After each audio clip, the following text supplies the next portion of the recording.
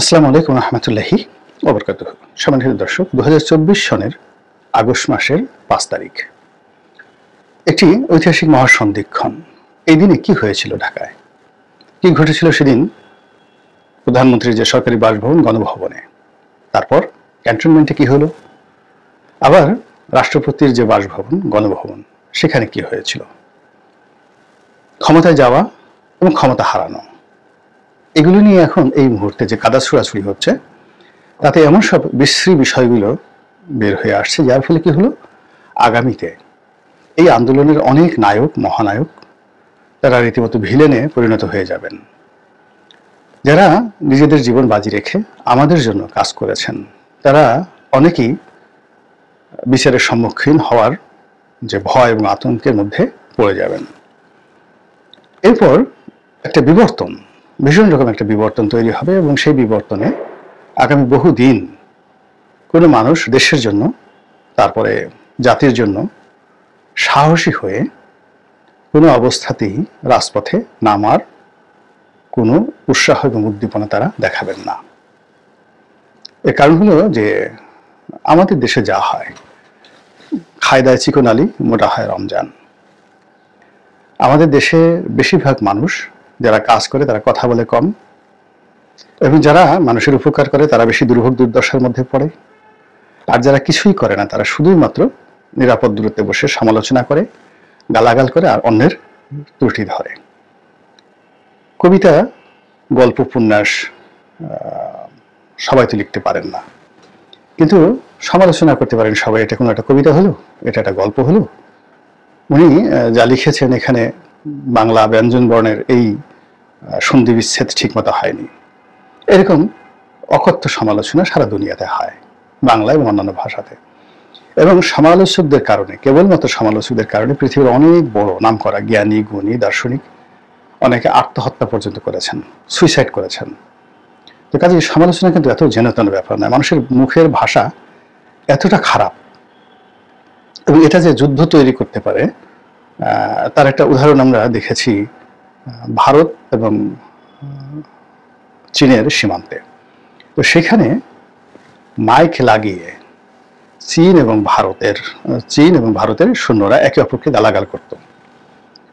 তো চীনা ভাষায় আপনি দেখেন ভারতের গালাগালি, তো হিন্দি ভাষার গালাগালি, আর চীনা ভাষায় চুঁচা করে যে গালাগালি, এগুলো শুনলেও আপনার মেজাজ গরম হয়ে যাবে ভারতীয়দের। তো এরকম গালাগালি করতে করতে করতে করতে দেখা গেল যে ভারতের যারা সেনাবাহিনী যারা লোকজন তারা মেজাজ হারিয়ে ফেললো, এবং ওখানে তারা খালি হাতে ছিল, অস্ত্র ছিল না, এবং তারা উত্তেজিত হয়ে ভারতের সেনাবাহিনী সেই চীনের সেনাবাহিনীর উপর আক্রমণ চালালো। আর চীনের সেনাবাহিনী তো এর জন্য প্রস্তুত হয়েছিল। তারা ওখানে যারা ছিল তারা সবাই কুম্ফু জানতো, ক্যারাত জানতো, এবং তাদের হাতে এই লাঠি ছিল, হাতের মধ্যে লাঠি ছিল, এবং লাঠির সঙ্গে পেরেক, গজাল, এইগুলো যেটা যাকে বলা হয় বারুদবিহীন অস্ত্র, দেশীয় অস্ত্র, এগুলো তারা সেখানে ছিল। এবং এইগুলো করে তারা প্রায় 800 ভারতীয় সৈন্যকে তারা আহত করে এবং মোর দ্যান 200 সৈন্যকে তারা আটক করে ফেলে। তো এই যে এই কাজটি করার জন্য তাদের গুলি ছুটতে হয় না, কোনো কিছু করতে হয় না, এই কাজটি করেছে তারা গালাগালি করে, কেবলমাত্র গালাগালি করে। আবার আরেকবার একটা যুদ্ধ বেঁধে গেল উত্তর কোরিয়া এবং দক্ষিণ কোরিয়ার মধ্যে। তো নদীর এপারে উত্তর কোরিয়া, ওপারে দক্ষিণ কোরিয়া। তো উত্তর কোরিয়ার যারা লোকজন তারা মাইক লাগিয়ে দক্ষিণ কোরিয়ার দিকে মাইক করে এমন অকথ্য ভাষায়, বিশ্রী ভাষায় গালাগাল শুরু করলো যে দক্ষিণ কোরিয়ার সৈন্যরা সহ্য করতে না পেরে গোলাগুলি শুরু করে দিল। এবং ওই সময়টাতে আরেকটু হলে আমেরিকার সৈন্যরা ওখানে জড়িয়ে পড়তো। এই হলো মানুষের গালাগালির যে ক্ষমতা। এবং আল্লাহ রাব্বুল আলামিন মানুষকে যে শক্তি দিয়েছেন, পৃথিবী তৈরি করেছেন সাউন্ড দিয়ে। সাউন্ড তৈরি হয়েছে সাউন্ড দিয়ে, বিগ ব্যাং দিয়ে তৈরি হয়েছে। আবার এই পৃথিবী ধ্বংস হবে বিগ ব্যাং দিয়ে। এই যে আমরা সাউন্ড দেই, এটিকে বলা হয় কালাম, কথা বলার যে শক্তি, কালাম। তো এই শক্তিটিকে আমরা কে কিভাবে ব্যবহার করব সেটার উপর কিন্তু নিজের দেশ, জাতির, সমাজের, পরিবারের অনেক কিছু নির্ভর করে। এখন এই যে 5ই আগস্ট নিয়ে শব্দবোমা ছাড়া হচ্ছে এবং নানা রকম কনফিউশন তৈরি করা হচ্ছে, বিভিন্ন রকম প্রশ্ন তৈরি করা হচ্ছে। 5 তারিখে কারা পুলিশ মেরেছে, কারা থানায় আগুন দিয়েছে 5 তারিখের আগে এবং পরে, এগুলো নিয়ে এখন এত বিতর্ক তৈরি করা হচ্ছে যে অনেক ভালো মানুষ যারা মানে মূলত আন্দোলনের নামেও নাই, আন্দোলনের পক্ষে গত 10 বছরে কখনো কোনো কথা বলে নাই, তাদের রাজনৈতিক পদ পদবি আছে, এবং যারা প্রতি মুহূর্তে শেখ হাসিনার ভয়ে মরে যেতে চাইতো, কিন্তু মরে যাওয়ার জন্য তো সাহস লাগে। আপনি বিষ খাবেন, তাতেও সাহস লাগবে, গলায় দড়ি দিবেন, তাও সাহস লাগবে, আর বিল্ডিংয়ের উপর থেকে লাফ দিয়ে যদি মরতে যান তাহলে তো কথাই নাই, প্রচন্ড সাহসী হতে হবে। তো এই সাহসের অভাবে এরকম অসংখ্য লোক ছিল যারা আত্মহত্যা করতে পারে নাই আওয়ামী লীগের জুলুমের প্রতিবাদ জানাতে জন্য, ফলে তারা পালিয়েছিল, তারা নীরব ছিল। তো সেই মানুষগুলো যাদেরকে আপনি কাপুরুষ বললেও কাপুরুষের ইজ্জতে লাগবে, তো এই সকল পলাতক লোকগুলো 5 তারিখের পরে হঠাৎ করে এসে দৃশ্যপটে আমি সব করেছি, আমি এটা করেছি, আমি ওটা করেছি, আমি এটার মাস্টার মাইন্ড, আমি এই কাজ করেছি, আমার কথা মতো আন্দোলন এটা হয়েছে। তো এগুলো বলার ফলে কি হলো, অনেকগুলো মানুষ, থানা, পুলিশ, প্রশাসন থেকে শুরু করে গোয়েন্দা সংস্থা, দেশি বিদেশি বিভিন্ন এজেন্সির খাতায় তাদের নাম লেখা হয়ে গেছে। তো তারা যখন বলেছে তখন তো বুঝতে পারেনি, কিন্তু এখন যখন এগুলো নিয়ে আলোচনা হচ্ছে যে আগামীতে এই যে 400 থানা পোড়ানো হলো, 8 থেকে 10,000 অস্ত্র লুট হলো, যেগুলো এখন উদ্ধার হয়নি, এসএসএফ এর অস্ত্রগুলো এখনো উদ্ধার হয়নি। তো কাজেই এই যে যারা নিজেদেরকে মাস্টার মাইন্ড দাবি করেছেন, বলেছেন আমি এটা করেছি, ওটা করেছি, এটা করেছি, এখন তাদের সবার ঘরে রীতিমতো কেয়ামত শুরু হয়ে গেছে, খাওয়া দাওয়া বন্ধ হয়ে গেছে, মুখ কালো হয়ে গেছে। এই গেল একটা বাহ্যিক। দ্বিতীয়ত, এই সরকার যদি সফল হতো তাহলে এক ধরনের সমীকরণ হতো, কিন্তু এই সরকার এখন একেবারে ব্যর্থতার চূড়ান্ত পর্যায়ে পৌঁছে গিয়েছে। এখন তারা এই ব্যর্থ হয়ে কি পরিণতি ভোগ করে, সরকারের পরিণতি ভোগ করে অ্যাজ এ হোল, আর ইন পার্সন তারা কি পরিণতি ভোগ করে সেটা এখন আমরা উই আর ওয়েটিং, কিন্তু আলটিমেটলি এখান থেকে ঘুরে দাঁড়ানো সম্ভব না। কিন্তু এরই মধ্যে দেখা গেল সরকারের কিছু কর্তা ব্যক্তি, কিছু রাজনৈতিক ব্যক্তিবর্গ, তাদেরকে নিয়ে নানা রকম প্রশ্ন তৈরি হচ্ছে। যেমন 5 তারিখে আসিফ নজরুল সাহেব কি করেছেন, জামাতের আমির কি করেছেন, জুনায়েদ সাকি কি করেছেন, অন্যান্য রাজনৈতিক নেতৃবৃন্দ কি করেছেন, তারা কি করে ক্যান্টনমেন্টে গেলেন।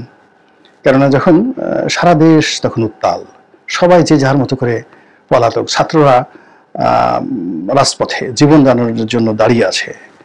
তো সেই সময় মানে কিছু লোক, 20-25-30 জন লোক, যারা সবসময় মানে পলানোর ক্ষেত্রে তাদের একটা রেকর্ড আছে, জেলখানার ক্ষেত্রে রেকর্ড আছে, এবং তাদের সব রেকর্ড আছে, যারা এই ক্যান্টনমেন্টে গিয়েছিলেন, হাতে গোনা 2-1 জন ছাড়া তারা গত 15-20 বছরে শেখ হাসিনার বিরুদ্ধে একটা টু শব্দ করেননি। বরং শেখ হাসিনাকে আম্মা ডেকেছেন, পীরমা ডেকেছেন, অলিয়াল্লাহ ডেকেছেন, কওমি জননী ডেকেছেন। এরকম অসংখ্য লোকের সংখ্যা আমরা জানি এবং তাদেরকে চিনি। সেই সমস্ত লোক একেবারে আধা ঘন্টার নোটিশে কি করে সেই ক্যান্টনমেন্টে তারা গেলেন, কি করে গেলেন, এই প্রশ্নটা এখন সামনে চলে এসেছে। 2 নম্বর হলো, সেখানে গিয়ে তারা কি খেয়েছেন, দুপুরের সময় তাদেরকে কি খাবার দেওয়া হয়েছে, কটার সময় তারা গিয়েছিলেন, নাকি তারা খালি পেটে অভুক্ত অবস্থায় থেকেছেন, যদি খেয়ে থাকেন কোন কোন আইটেম দিয়ে খেয়েছেন, এবং খাওয়ার ফলে তাদের পেটে গ্যাস হয়েছে কিনা, হজম হয়েছে কিনা, তারা তৃপ্ত ছিলেন কিনা, অতৃপ্ত ছিলেন কিনা, এই জিনিসগুলো কিন্তু এখন আলাপ আলোচনা হচ্ছে। এর বাইরে ওখানে যে সিদ্ধান্তগুলো, কি কি সিদ্ধান্ত হয়েছে, তারা কি ওখানে গেছেন শেখ হাসিনা রেজিমকে প্রলম্বিত করার জন্য, শেখ হাসিনাকে ক্ষমতায় রেখে একটি জরুরি অবস্থা জারি করা হবে সেজন্য, নাকি শেখ হাসিনার পতন হয়ে গেছে, শেখ হাসিনার পতন হয়ে গেছে এই কথা জেনে বুঝে তারা ওখানে গেছেন একটা প্রি প্ল্যান করে একটা শেখ হাসিনা পরবর্তী একটা সরকার গঠন করার জন্য।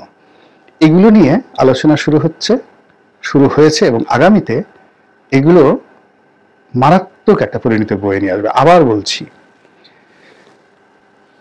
সেনাপ্রধান বলেছেন যে তিনি যখন এই নেতৃবৃন্দের সঙ্গে বৈঠকে ব্যস্ত, তখনও তিনি জানতেন না যে শেখ হাসিনা চলে গেছেন। তাহলে শেখ হাসিনা বাংলাদেশে আছেন, তখন সেনাপ্রধান এ সকল লোকের সাথে আলাপ আলোচনা করছেন।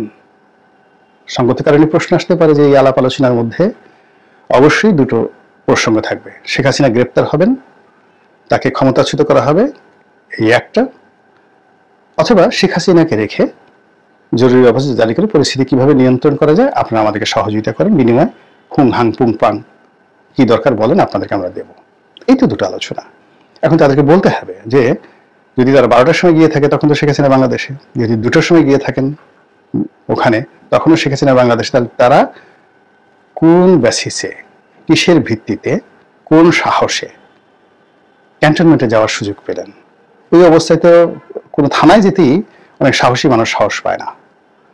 তো যখন তারা সেখানে গিয়েছেন, নিঃসন্দেহে যাদের আহ্বানে গিয়েছেন তাদের সঙ্গে তাদের একটা সম্পর্ক ছিল, দীর্ঘদিনের সম্পর্ক ছিল, বন্ধুত্ব ছিল, এবং একটা ট্রাস্ট অর্দি, বিশ্বাস করা যায় এরকম একটা সম্পর্ক ছিল, এবং সম্ভবত কিছু লেনা দেনাও থাকতে পারে। আল্লাহ মালুম জানেন উচিত। আমি তো ওখানে যেতে সাহস পেতাম না, কখনোই সাহস পেতাম না। এখন যারা ওখানে গিয়েছেন, বাস্তব জীবনে যদি ধরেন প্র্যাকটিক্যালি লাস্ট 20 ইয়ার্স যদি আমার ব্যক্তিগত জীবন ধরেন, আমি খুব সাধারণ মানুষ।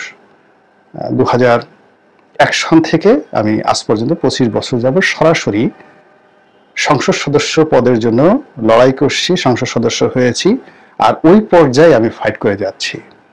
তো কাজেই আমার সাহস, আমার কানেক্টিভিটি, এগুলোর সাথে যদি আপনি তুলনা করেন, ওখানে যারা গেছেন কেউ আমার পর্যায়ের নন। একেবারে বাংলা কথা, কেউ আমার পর্যায়ের নন। 2 নম্বর হলো আমার যে কানেক্টিভিটি আছে ক্যান্টনমেন্টে, ক্যান্টনমেন্টের বাইরে, বিজনেস কমিউনিটিতে, কিংবা পুরুষের সবচেয়ে বড় ব্যাকবোন থাকে তার অর্থনৈতিক সক্ষমতার উপর। পুরুষের টাকা থাকলে তার অনেক সমস্যা দূর হয়ে যায়। হালালভাবে উপার্জন করে টাকার মালিক ওখানে যারা গিয়েছেন, আপনি গিয়ে দেখেন, আমি তাদের চাইতে, তাদের বেশিরভাগ লোকের চাইতে অনেক আগের থেকে, আরো 25 বছর আগের থেকে সচ্ছল এবং ধনী। তারপর শিক্ষা দীক্ষার কথা বাদ দিলাম, পদ পদবীর কথা বাদ দিলাম, এগুলো সবই বাদ দিলাম। তা আমি বলছি যে আমাকে যদি ওই মুহূর্তে প্রশ্ন করা হতো, বলা হতো, গাড়ি পাঠানো হতো, আমি ক্যান্টনমেন্টে যেতে সাহস পেতাম। আমি বলতাম যে ওকে, আপনার কথাবার্তা বলতে ইচ্ছে করে আমার অফিসে আসেন, অথবা অ্যাটলিস্ট শেরাটনে বসে, সোনারগাঁয়ে বসেন, বাইরে কোনো পাবলিক প্লেসে বসে, নট ইন ক্যান্টনমেন্ট। আমি তখনই ক্যান্টনমেন্টে যেতাম যখন ক্যান্টনমেন্টের যারা আমাকে ডেকেছে তাদের সঙ্গে আমার ওই ধরনের একটি সম্পর্ক থাকতো, অথবা আমাকে জোর করে তুলে নিয়ে যাওয়া হতো, উঠিয়ে নিয়ে যাওয়া হতো, যেখানে আমার কোনো অপশন থাকতো না। তো সেখানে তারা যে ওখানে গেলেন, এই কেন গেলেন, কিভাবে গেলেন, এগুলো নিয়ে কিন্তু এখন বিতর্ক হচ্ছে, এবং যে সকল কথাবার্তা আন্দাজে হোক, মিথ্যা হোক, যা কিছু হোক, এগুলো কিন্তু সবই পিলে চমকানো। তারপরে আবার ক্যান্টনমেন্টের পর্ব সারার পরে আবার যখন সবাই মিলে বঙ্গভবনে গেলেন, সেখানে গিয়ে আলাপ আলোচনা করলেন, রাষ্ট্রপতির সাথে কথাবার্তা বললেন, সব কিছুর মধ্যেই বলতে গেলে কেঁচো খুঁড়তে গিয়ে সাপ নয়, একেবারে ডাইনোসর বের হয়ে আসছে। এবং সেই ডাইনোসরের কারণে কি হচ্ছে, আমাদের যে আজকে যে দুর্ভোগ এবং দুর্দশা, যা কিছু হয়েছে, আমরা এখন পয়েন্ট অফ নো রিটার্নে চলে গেছি।